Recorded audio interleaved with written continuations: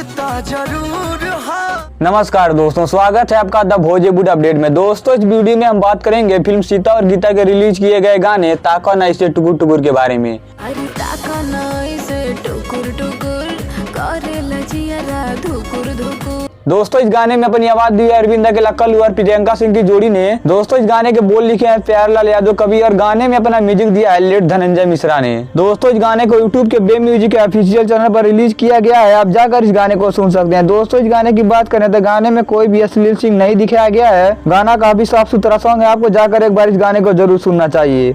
बिना पियले हो दिलवा नशा में चूर हाँ। और दोस्तों, यदि आपने इस गाने को सुन लिया है तो आप हमें कमेंट बॉक्स में बताएं कि कल्लू का यह नया गाना आपको कैसा लगा। और दोस्तों, वीडियो पसंद आए तो लाइक कीजिए, शेयर कीजिए और साथ ही हमारे यूट्यूब चैनल द भोजपुर अपडेट को सब्सक्राइब कीजिए। मिलते हैं अगले वीडियो में।